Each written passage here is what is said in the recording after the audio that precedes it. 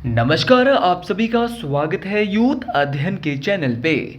साथियों, एक बार फिर से मैं आप सभी के बीच एचपी टेट नवंबर 2026 के लिए जीके का पार्ट 15 लेके आ चुका हूँ।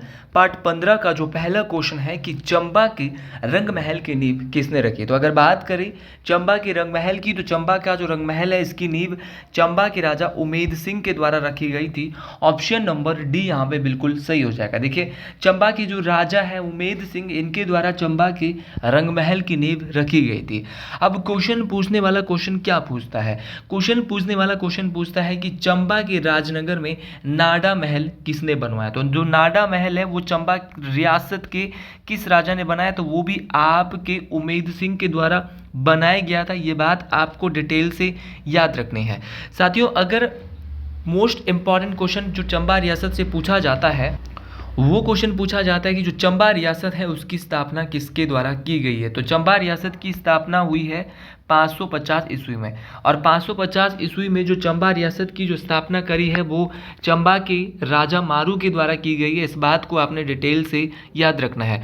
साथियों, कई बार ये क्वेश्चन पूछा जाता है कि चंबा के किस राजा ने अपने नाम के पीछे वर्मन उपनाम जोड़ा। तो वर्मन जो है वो चंबा के किस राजा के द्वारा अपने नाम के पीछे जोड़ा गया था। तो वर्मन जो है वो आदित्य वर्मन ने अपने नाम के पीछे जोड़ा। तो आदित्य वर्मन चंबा के ऐसे राजा थे जिन्होंने अपने नाम के पीछे क्या जोड़ा, वर्मन उपनाम जोड़ा। इस बात को आपने डिटेल से याद रखना है। साथियों, उसी प्रकार कई बार क्वेश्चन पूछने वाला क्वेश्चन क्या पूछता है कि चूहों की हत्या पर रोक लगाने वाले चंबा के राजा कौन थे। लेकिन उससे पहले अगर आप भी तैयारी कर रहे हैं एचपी टेट नवंबर 2026 के किसी भी स्ट्रीम की, तो आप हमारे साथ जुड़ सकते हैं मात्र और मात्र 499 रुपीज़ में। हम देंगे आपको 499 में लाइव प्लस रिकॉर्डेड क्लासेस। जो क्लासेस लाइव होगी उन क्लासेस को आप बाद में घर आके रिकॉर्डेड कभी भी और किसी भी समय देख सकते हो। मेरे भाई, अगर आप हमारे साथ जुड़ना चाहते हो तो फ्री हैंड रिटन नोट्स हम आपको देने वाले हैं। तो अगर आप भी हिस्सा बनना चाहते हैं हमारे किसी भी स्ट्रीम का, तो 7876145409 इस नंबर पे कांटेक्ट करके आप हमारे बैच का हिस्सा बनिए। साथियों, हम बात कर रहे हैं कि चंबा में चूहों की हत्या पर रोक लगाने वाले राजा कौन थे। तो उनका नाम था मुशन बर्मन। ये बात आपको डिटेल से याद रखना है। मुसान बर्मन भी इनको कहते थे। अच्छा, साहिल बर्मन कौन थे? साहिल बर्मन ऑप्शन में भी दिया है। तो साहिल बर्मन ऐसे चंबा के राजा थे जिन्होंने चंबा शहर, याद रखना है, चंबा शहर की नींव रखी थी। और चंबा शहर की जो नींव है वो 920 ईस्वी में। तो चंबा शहर की नींव 920 ईस्वी में किसने रखी थी? तो चंबा के जो राजा है वो उनका नाम था साहिल वर्मन, इनके द्वारा रखी गई थी। इनकी बेटी का नाम चंपावती था, और चंपावती के नाम पर ही इन्होंने अपनी पुत्री के नाम ही चंपावती के नाम, जिनकी पुत्री चंपावती थी, इन्हीं के नाम से इन्होंने चंबा शहर बनवाया था। ये बात आपको डिटेल से याद रखना है। साथियों, इनकी पत्नी का नाम था नैना देवी। इन्होंने अपनी प्राणों की जो है वो आहुति दे दी थी, और अपनी प्राणों की जो आहुति देने के बाद जो सुनैना देवी या नैना देवी है, इनके याद में प्रतिवर्ष चंबा में सूही मेला, तो सूही मेला कहाँ लगता है? तो सूही मेला आपके चंबा में मनाया जाता है। और सूही मेला चंबा में तो मनाया जाता है, किसकी याद में सूही मेला होता है? तो चंबा की जो चंबा के जो राजा है साहिल बर्मन, उनकी जो पत्नी है सुनैना देवी, उनकी याद में मनाया जाता है। ये बात आपको डिटेल से याद रखना है। अच्छा, क्वेश्चन पूछने वाला क्वेश्चन पूछता है कि चंबा रियासत के वो कौन से राजा थे जिन्होंने अपने नाम के पीछे सबसे पहले सिंह की उपाधि का प्रयोग किया। तो चंबा के ऐसे राजा जिन्होंने अपने नाम के पीछे सिंह लगाया, तो उनका नाम था आपका गणेश वर्मन।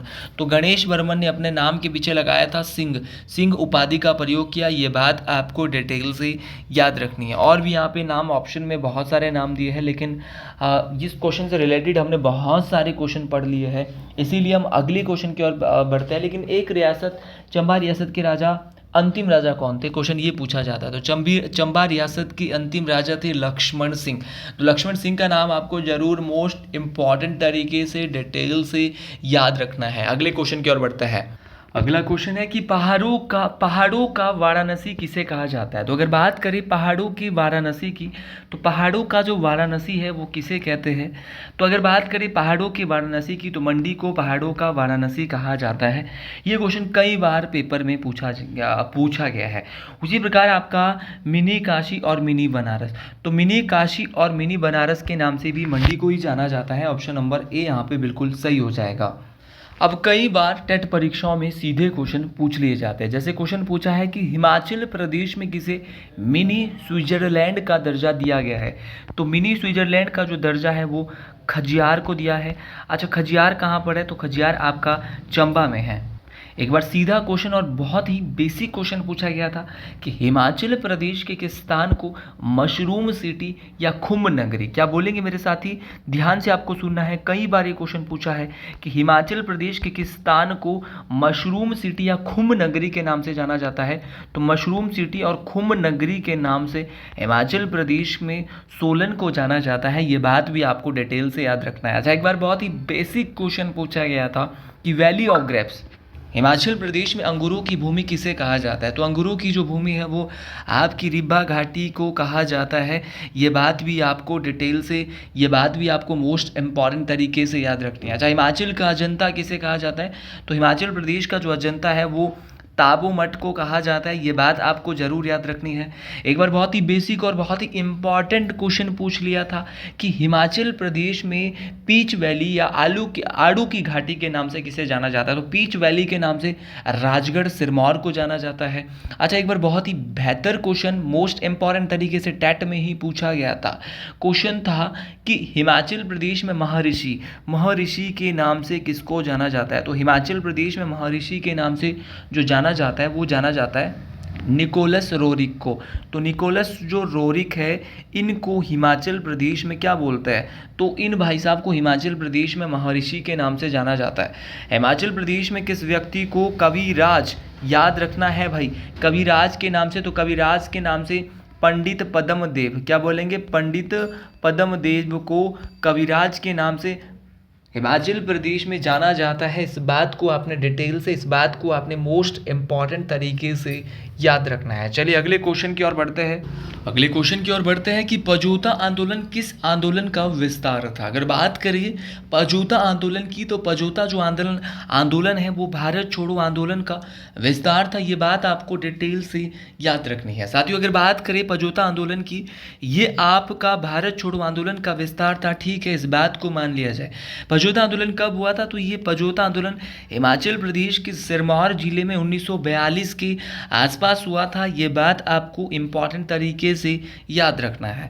तो 1942 में पजोता आंदोलन एग्जैक्ट बोले तो कब हुआ होता है। तो अक्टूबर 1942 में हुआ था। जो पजोता आंदोलन है इसके जो प्रमुख नेता थे, प्रमुख जो इसके रणनीतिकार थे, उनका नाम था सूरत सिंह वैद। क्या नाम था? सूरत सिंह वैद जो है वो क्या थे? पजोता आंदोलन के एक मेन लीडर थे। ये नाम आपको डिटेल से याद रखना है। तो सूरत सिंह वैद एक मेन लीडर थे पजोता आंदोलन की। ये बात आपको डिटेल से याद रखना है।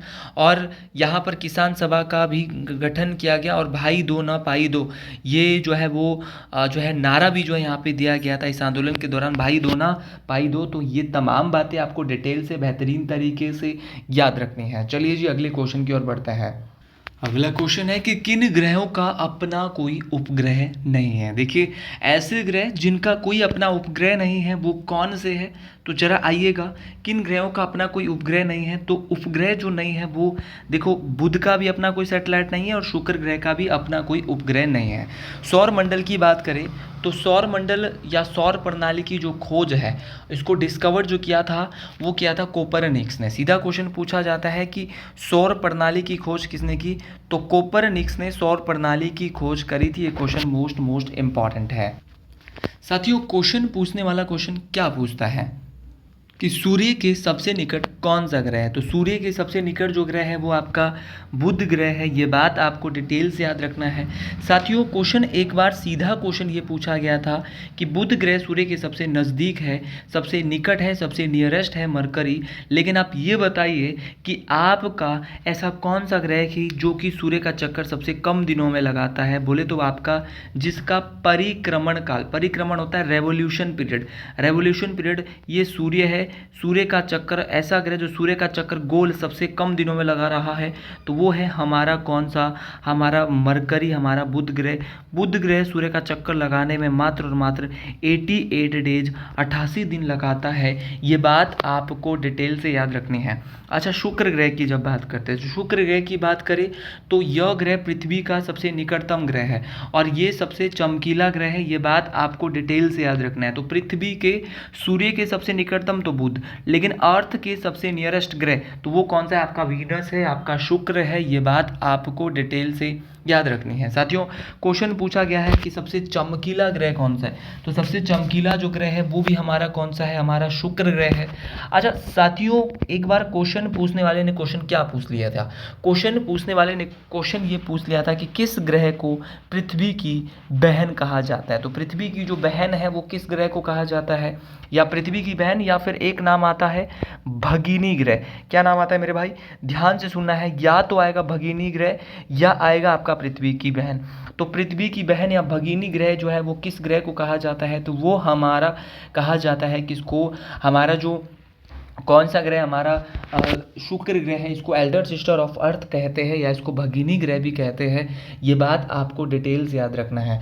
अच्छा, क्वेश्चन बहुत बार पूछा गया है कि किस ग्रह को इवनिंग स्टार है, मॉर्निंग स्टार, सांझ का तारा और भोर का तारा कहा जाता है। तो मेरे भाई ध्यान से सुनना है कि सांझ का तारा और भोर का तारा किस ग्रह को कहा जाता है, तो सांझ का तारा और भोर का तारा भी शुक्र ग्रह को कहा जाता है। मॉर्निंग स्टार और इवनिंग स्टार जो कहते हैं वो भी हमारे वीनस को ही कहा जाता है। अच्छा, ऐसा कौन सा ग्रह है जो कि आपका नीला ग्रह है, और नीला ग्रह होने के साथ साथ वहाँ पर जीवन भी संभव है, तो वो हमारी पृथ्वी है। क्योंकि अंतरिक्ष में जब हम जाते हैं तो जल की उपस्थिति के कारण जो हमारी पृथ्वी है वो हमको नीले रंग की दिखाई देती है।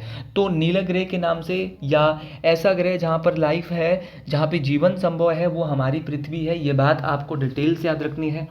साथियों, पृथ्वी अपने अक्ष पे कितनी झुकी हुई है, तो पृथ्वी अपने अक्ष पे, ये क्वेश्चन कई बार पेपर में पूछा है, 23.5 डिग्री झुकी है। और हम देखते हैं कि कभी सर्दी आती है, कभी गर्मी आती है, मौसम परिवर्तन होता रहता है, तो ये इसी वजह से होता है पृथ्वी पर। तो पृथ्वी अपने अक्ष पर 23.5 डिग्री झुकी हुई है। ये बात आपको डिटेल से याद रखना है। अच्छा, पृथ्वी अपने अक्ष पर एक चक्कर कितने समय में लगाती है, वो तो आसान है ही है, लेकिन उससे इम्पॉर्टेंट है साथियों कि कितने स्पीड से, मान लो ये पृथ्वी का, यहाँ पे पृथ्वी चलेगी तो कितने स्पीड से ये एक चक्कर सन का लगाएगी, कितनी स्पीड होती है इसकी जब पृथ्वी घूमती है, तो 1610 किलोमीटर प्रति घंटा। तो याद रखना है 1610 किलोमीटर पर हावर। तो 1610 किलोमीटर प्रति घंटा की रफ्तार से, ध्यान से सुनना है, 1610 किलोमीटर प्रति घंटा की रफ्तार से जो है वो पृथ्वी क्या है, सूर्य का एक चक्कर लगाती है। कितने समय में, सूर्य का एक चक्कर नहीं, अपने अक्ष पर घूमती है, माफ़ी चाहूँगा, अपने अक्ष पर भी कोई ग्रह घूमता है उसको बोलते हैं, माफ़ी चाहूँगा, अपने अक्ष पर जब कोई भी ग्रह घूमता है तो पृथ्वी अपने अक्ष पर कितने स्पीड से घूमती है, रोटेशन, रोटेशन मतलब यहाँ पे खड़ी है तो यहीं पर घूमेगी, गोल घूम रही है, ये पृथ्वी है और अपने अक्ष पे गोल घूम रही है। एक होता है सूर्य का चक्कर पूरा लगाना, उसको बोलते हैं रेवोल्यूशन, परिक्रमण, वो तो लगाती है 365 दिन 5 घंटे और 48 मिनट में, लेकिन अपने ही अक्ष पर घूमती है 1610 किलोमीटर पर हावर की स्पीड से। अब भाई आपको इम्पॉर्टेंट जो बात बतानी है वो बताने की कितना समय लगाती है, तो ये लगाती है 23 घंटे 56 मिनट और 4 सेकंड। 23 घंटे 56 मिनट और 4 सेकंड में पृथ्वी अपने ही अक्ष पर घूमती है। तो 23 घंटे 56 मिनट और 4 सेकंड में अपने ही अक्ष पर पृथ्वी घूमेगी। ये बात आपको इम्पॉर्टेंट तरीके से याद रखनी है। तो अपने ही अक्ष पे घूमने पे कहते हैं पृथ्वी का परिक्रमण, परिभ्रमण काल। परिभ्रमण होता है रोटेशन पीरियड, तो रोटेशन पीरियड आपको जरूर याद रखना है। अच्छा, पृथ्वी का एकमात्र नेचुरल सैटेलाइट है, एकमात्र नेचुरल उपग्रह है, एकमात्र प्राकृतिक उपग्रह है जिसको रात की रानी भी कहा जाता है, तो उसका नाम है आपका चंद्रमा। ये नाम भी आपको जरूर याद रखना है। देखो, छोटे छोटे क्वेश्चन आपको याद रखने पड़ेंगे। अगर आप सोच रहे कि बड़े क्वेश्चन में ही हाथ लगाएंगे तो भी बात बनने वाली नहीं है। चलिए भाई, अगले क्वेश्चन की ओर बढ़ते हैं। अगले क्वेश्चन की ओर बढ़ते हैं कि अंकुरवाट मंदिर कंबोडिया में जो है वो किस हिंदू देवता को समर्पित है। देखिए, Angkor Wat temple is Cambodia dedicated to which Hindu deity. तो भाई देखो, किस हिंदू को समर्पित है ये अंकोर वाट का मंदिर? तो ये भगवान जो विष्णु महाराज हैं, भगवान जो नारायण हैं, इनको समर्पित है अंकोर वाट का जो ये मंदिर है। और ये जो इसका जो निर्माण करवाया था वो हमारे एक खमेर साम्राज्य होता था, खमेर साम्राज्य के एक राजा होते थे सूर्यवर्मन द्वितीय। तो उन्होंने जो है 12वीं शताब्दी में इसको बनाया था और ये कंबोडिया के अंकोर नामक स्थान में, इसीलिए इस मंदिर का नाम जो है अंकोर वाट का मंदिर पड़ गया है। और ये हिंदू या वैष्णव मंदिर के रूप में निर्मित हुआ है और 12वीं शताब्दी में इसको निर्मित किया गया है। बहुत ही इम्पॉर्टेंट क्वेश्चन ये बनता है। यूनेस्को में इसको अंकोर वाट का जो कंबोडिया का मंदिर है इसको हाल ही में जो है इसे दुनिया के 8वें अजूबे के रूप में भी मान्यता दी गई है और 1992 में इसको यूनेस्को स्थल में घोषित किया गया था। चलिए अगले क्वेश्चन की ओर बढ़ते हैं। अगला क्वेश्चन है कि भारत में कृषक दिवस कब मनाया जाता है? अच्छा, भारत में कृषक दिवस की बात हो रही है तो भारत में कृषक दिवस मनाया जाता है आपका when is farmer day celebrated in India. तो ये 5 नवंबर आपका 23 दिसंबर को आपका कृषक दिवस भारत में मनाया जाता है, राष्ट्रीय किसान दिवस मनाया जाता है। साथियों क्यों मनाया जाता है? जो भारत के जो 5वें प्रधानमंत्री थे चौधरी चरण सिंह, ये भी क्वेश्चन पूछा जाता है किसके याद में? तो चौधरी चरण सिंह की जो जयंती है, उनकी जयंती के अवसर पर जो है वो, जो कि भारत के 5वें प्रधानमंत्री, किसानों के नेता, किसानों के मसीहा चौधरी चरण सिंह की याद में ये मनाया जाता है, उनकी जयंती के अवसर पर मनाया जाता है। अच्छा, 1 दिसंबर को क्या मनाया जाता है? आपको पता होना चाहिए, दिसंबर महीना आज पूरा देखते हैं। तो 1 दिसंबर को मनाया जाता है विश्व एड्स दिवस। उसी प्रकार आपका कई बार क्वेश्चन पूछा गया है क्या कि भारतीय नौसेना दिवस कब मनाया जाता है? तो भारतीय नौसेना दिवस आपका 4 दिसंबर को मनाया जाता है, इंडियन नेवी डे। उसी प्रकार आपका विश्व मृदा दिवस, वर्ल्ड सॉइल डे, तो वो भी हमारा 5 दिसंबर को होता है। कई बार क्वेश्चन पूछा गया है कि आपका आर्म्ड फोर्सेस फ्लैग डे, सशस्त्र बल झंडा दिवस। तो सशस्त्र बल झंडा दिवस होता है आपका 7 दिसंबर। क्या बोलेंगे? 7 दिसंबर को होता है सशस्त्र बल झंडा दिवस। अच्छा, मानव अधिकार दिवस सबसे इंपॉर्टेंट है, ये ह्यूमन राइट्स डे। तो मानव अधिकार दिवस 10 दिसंबर, जिस दिन नोबेल पुरस्कार भी दिया जाता है।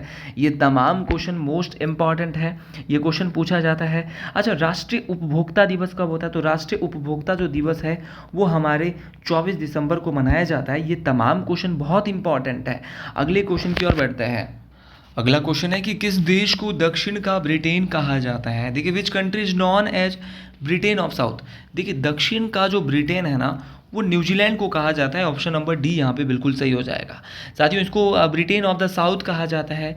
इसका कारण ये है कि यहाँ पर जो समशीतोष्ण जलवायु है, हरी भरी जो पहाड़ियाँ हैं न्यूजीलैंड की, वहाँ का जो वेस्ट मिनिस्टर सिस्टम है, इस कारण इसको जो है वो ब्रिटेन ऑफ द साउथ कहा जाता है। साथियों, ऑस्ट्रेलिया की राजधानी कहाँ है? ऑस्ट्रेलिया की राजधानी कैनबरा है। कई बार ये क्वेश्चन पूछा गया है।